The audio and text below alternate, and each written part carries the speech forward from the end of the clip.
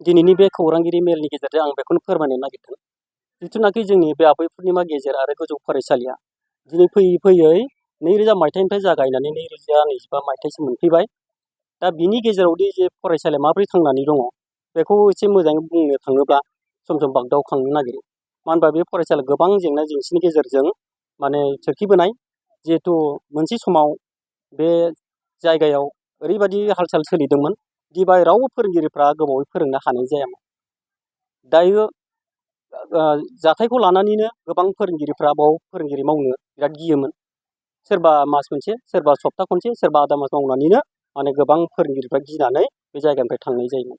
बिनि जेंना जेंसिनि गेजेरजों थेवब्लाबो जोङो सानैसो फोरोंगिरिया जों खस्थ' खालामनांसिनबाबो जों गेजेर फरायसालि आरो गोजौ फरायसालि बेवहाय माने गेजेरनि गोजौनि होननानै फोरोंगिरि जेबो फाराग लायालासिनो जों गंनै फरायसालिखौ फोथांबोबाय थादों आरो फोरोंनो जोबोद खस्थ'नि गेजेरजों।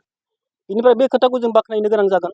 जिथुनाखि जों गिबि खेबावनो 4 गथ'साफोरखौ जों मेट्रिक फाइनाल लिरहोनाय जादोंमोन।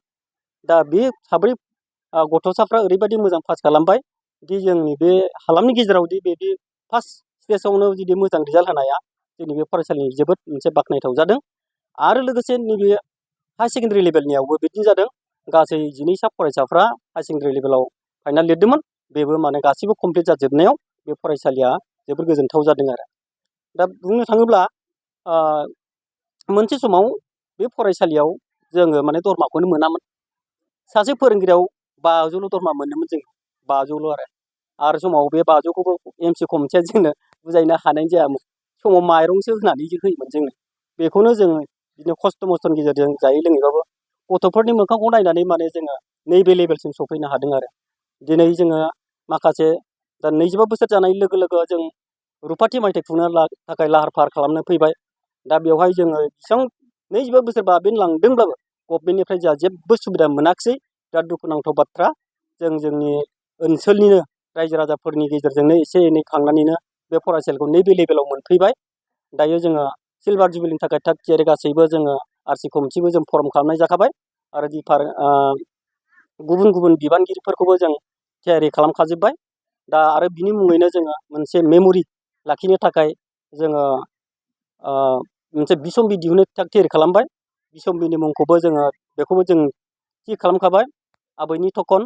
बे आबैनि थखननि ओंथिखौ आं गुसुं बुंनो लुबैदों। दिनै जों बे फरायसालि मुङाव सासे बुरिनि मुङै बे आबै जादोंमोन। बे आबैनि मुङैनो बे फरायसालिनि मुंखौबो आबै पुर्निमा बड' गेजेर आरो गोजौ फरायसालि दोननाय जादों। दा बे आबैया थखन थुयै थुयै सानसे जोंनि फरायसालियाव फैदोंमोन। जों बेखौ बरायनाय मोनसे हाबाफारि लादोंमोन।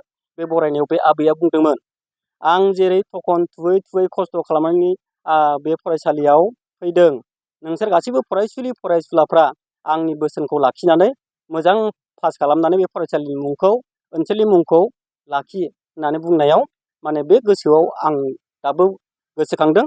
बिनिखायनो बिनि मुङैनो बे आबैनि थखन, बे मुड पिस बा बे बिसम्बिखौ जों थि खालामनाय जाबाय। दा जों गभर्नमेन्टनिफ्राय जेबो सुबिदा मोनाखैब्लाबो जों रायजोनि हेफाजाबजोंनो दिनै जोङो लाहार फाहार खालामबाय खुंफुंनो थाखाय। आरो जिथुनाखि जोंनि फरायसालिनिफ्राय माखासे बारग'लांनाय दिनै साख्रि मोनजोब्बाय।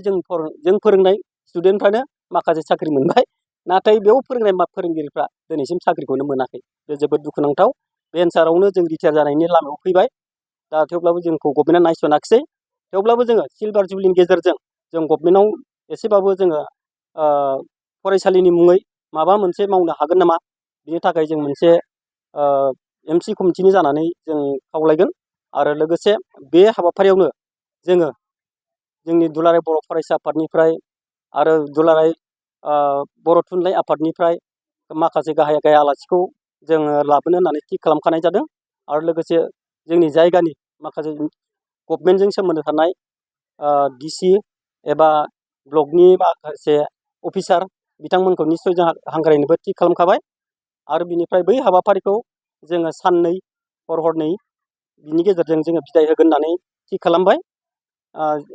जोबनायाव आङो मा बुंबावनो, दिनै बे खौरांगिरि मेलखौ जानाखि दिनै जोङो हांख्रायदों, जाहाथे बे खौरांनि गेजेरजों जोंनि गासैबो बे ओनसोलनि गेजेराव थानाय रायजो राजाफ्रा माने जोंनि साननाय हनायाव हेफाजाब होगोन। आरो बे हेफाजाब होनाय लोगो लोगो जोंनि हाबाफारिया मोजाङै जाफुंसारगोन, आं बेखौनो आसा खालामबाय। माने जोंनि बे सनितपुर डिस्ट्रिक्टआव जोंनि बे गेजेर आरो आबै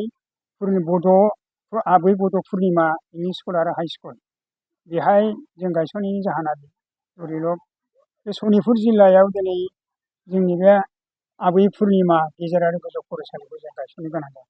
मानो होननानै बुङोब्ला खाथि खाला बै समाव जोंहा खुनु मोनसे सुबिदाबो गैया आरो एम इ स्कुल हाइ स्कुलबो गैया। बेनिखायनो जोङो बै समनि खोथाखौ सिन्था खालामनानै जोङो नैबे आबै गेजेर आरो गोजौ फरायसालिखौ गायसनदों।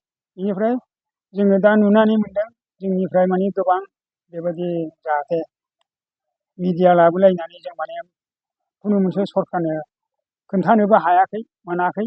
बेनिखायनो दिनै नोंथांमोनखौ खुलुमनाय थायो। मानो होनना बुङोब्ला दिनैनि जिथुनाखि नोंथांमोना जोंनिफ्राय माखासे कमेन्ट लादों बे जों बे फरायसालिखौ गायसननायनि जाहोनानो फैबाय थानाय आजिखालि 2000 सनाव जों गायसनदों। 2000 सननिफ्राय फैयै फैयै दा सिलभार जुबलि फैबाय। दा बे सिलभार जुबलिसिम दिनैसिमबो खस्थ' मस्थ'यै थांनानै दं आरो। हानि बिगोमाया बेनो जोंनाव माने आबादारि बे समावथ' आबादारियासो दंखायो नालाय बे आबादारिया जोंनि बे हाखौ मोनसे अनुस्थान खुलिनो होदों। ओमफ्राय जों बे हा होनाय लोगो लोगो जों अनुस्थान होननानै बुङोबा अनुस्थानथ' अनेक थायो। हाथाइसालिबो खुलिनो हायो, स्कुलबो खुलिनो हायो। दा जों माने ओंखायनो आबै सेन्टारखौ लानानै आबै पुर्निमा गेजेर आरो गोजौ फरायसालिखौ जों गायसनदों। जोंनि नुनायावथ' जोंनो सरकारा जेबो अनसुंथाइ होआखै। मानो होनना बुङोबा दा नैबे जिथुनाखि हाई सेकेन्डारि न' दं बेखौथ' जोंनि रायजो राजानो थाखा हरदों। जों रायजो राजाफ्रानो खांदों आरो बे फैसाखौ खांनानै बिथांमोना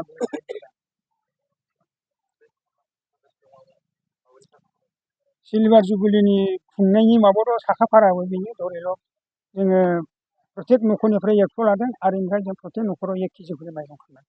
बे फरायसालियाव जेसेबां लोब्बा गामि दं बिथांमोना बेखौ दाख्लै जेनेरेल रायजो जानानै पास खालामखाबाय। बेखौ बिथांमोना हरखासिगोन बेखौ फरायसालिनि हिसाबाव गोदो जों गायसनजेननायावबा बुरजामोन। नाथाय दा किसुमाना ओरै जानानै जोङो दिखियाजुलि ओनसोलनि मानसिफ्रा ओरैहाय थाङो होननानै दा बेवहाय गैयाबाबो 35टा गामिया नांथाबनानै दंथारो आरो।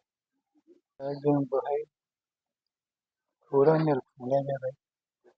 जों बेवहाय दा बर्थमान सनितपुर डिस्ट्रिक्टनि 65 नं दिखियाजुलि विधानसभा समस्टिनि सिङाव थानाय आबै सेन्टार होननाय जायगायाव बेवहाय मोनसे जोंनि रायजो राजानि आरो इयुनाव सिखारबोनो हानाय गसंबोनो हानाय बिसोरनि मोजांनि थाखाय साननानै जों बेवहाय मोनसे आबै पुर्निमा एम इ आरो हाइ होननानै दादों फसंदों। बे खोथाखौनो सावरायनो थाखाय जों दिनै बे मेलखौ लानाय जादों। आरो बे मेलावनो जों दा बे गुबै जाहोनफोरखौ फोरमायनो नागिरदों। फरायसालिखौ जोङो 2000 सनावनो जोङो बेखौ दादों आरो बे फरायसालिखौ जों खुलिदों। दुवार मुखुलि खालामनानै जों बहायदों 2000 सननि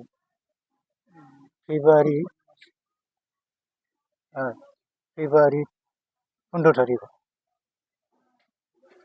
बेनिफ्राय जों स्कुलखौ सालायबोदों। आरो दा बे स्कुला सालायै सालायै जों दुखु खस्थ'नि गेजेरजोंब्लाबो रायजो राजानि मददजों आरो फोरोंगिरिफोरनि गोसो गोथारजों फोरोंनायाव दिनै सालायबोयो।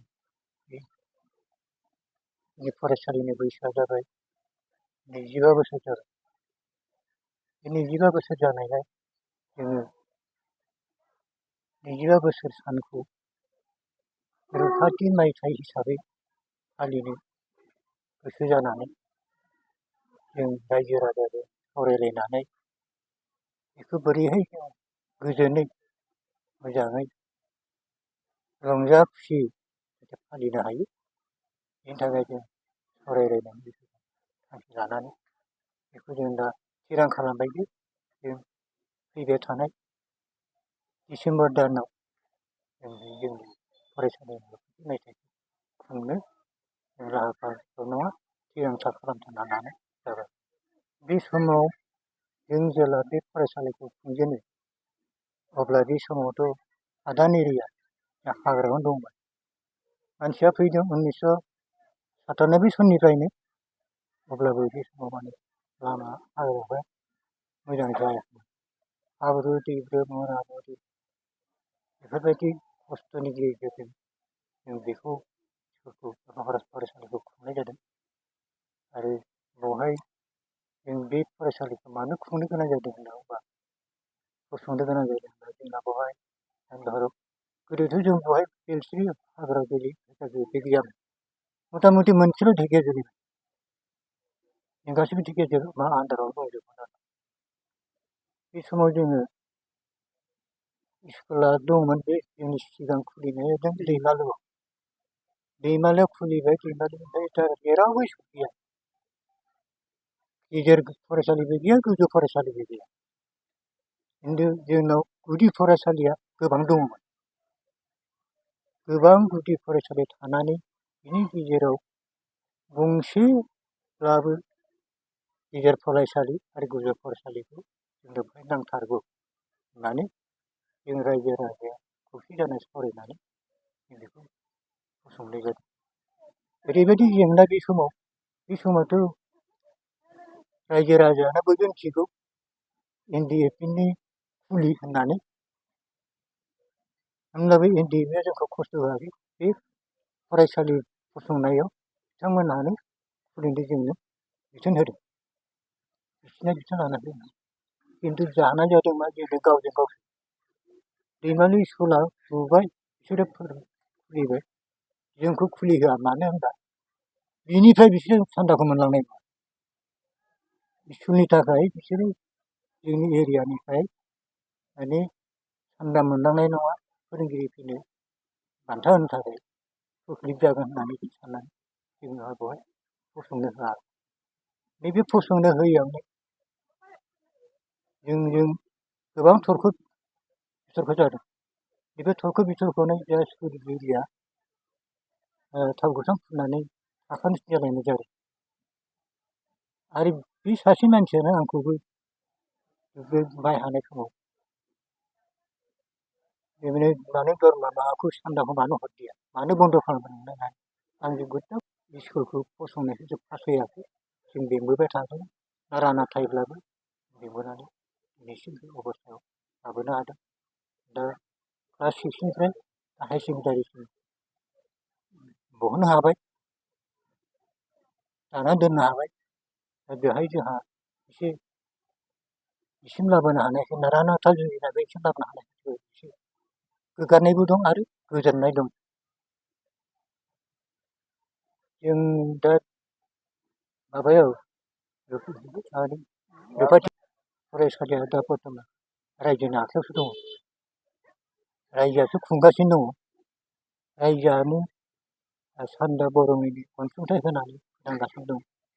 आरो बे दा जेनेबा हायार सेकेन्डारिनि न' बे न'आबोथ' रायजोनि खेन्दाजों आरो अनसुंथाइजों फोरोंगिरिफ्राबो गावसोरखौ अनसुंथाइ होनानै बेजों दाजाबनानै बे हायार सेकेन्डारिखौ लुदों। गेजेर आरो गोजौ फरायसालिखौबो रायजो राजानो दिनैसिम मदद होनानै लुना होगासिनो दङ। खिन्थु दिनैसिम जोङो सरकारनिफ्राय मोनसेबो अनसुंथाइ मोनाखै। दा जों सानो, जों हास्थायो, जों लुबैयो जे फैबाय थानाय समाव सरकारा जाहाथे जोंनो अनसुंथाइ होयो बा स्कुलखौ जोंनो सरकारि खालामो। सरकारि खालामनानै जाहाथे जोंनि बे स्कुलखौ फोथांना लाखियो। मोजां न' लुनानै फोथांना लाखियो। गथ' गथायफोरनि इयुननि मोजांनि थाखाय सरकाराबो जाहाथे बेखौहाय मदद होयो। जों सरकारनि सायाव बेखौ खावलायनाय थायो आरो।